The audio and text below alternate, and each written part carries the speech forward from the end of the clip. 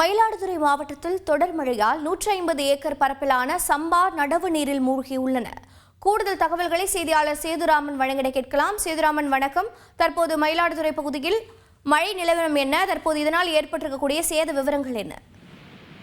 மயிலாடுதுறை மாவட்டத்தில் நடப்பாண்டில் மயிலாடுதுறை, குத்தாலம், தரங்கம்பாடி, சீர்காழி ஆகிய 4 தாலுகா பகுதிகளிலும் 1,70,70,000 ஏக்கரில் சம்பா நடவு செய்யப்பட்டுள்ளது. தற்போது மாவட்டத்தில் ரெட் அலர்ட் விடுக்கப்பட்டுள்ள நிலையில் கடந்த 2 நாட்களாக கனமழை பெய்து வருகிறது. இந்த மழையில் காரணமாக விவசாய நிலங்கள் தண்ணீரில் தேங்கி நிற்கிறது.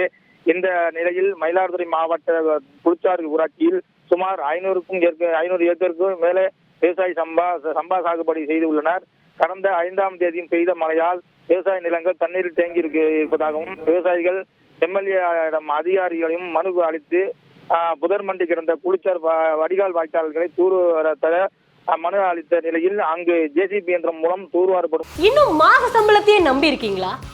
மாச சம்பளத்தையும் தாண்டி கூடுதல் வருமானம் எப்படி சம்பாதிக்கிறதுன்றதை நாங்க சொல்லிக் கொடுக்கிறோம். ஃப்ரீடம் ஆப்பை டவுன்லோட் பண்ணுங்க.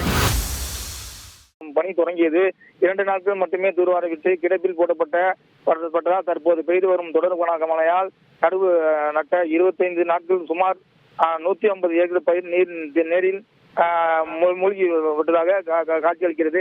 25 நாட்களுக்கு மேலாக இந்த இளம் பயிர் தண்ணீரில் கிடப்பதால் வீணாகிவிடும் என்று விவசாயிகள் கவலை தெரிவிக்கின்றனர்.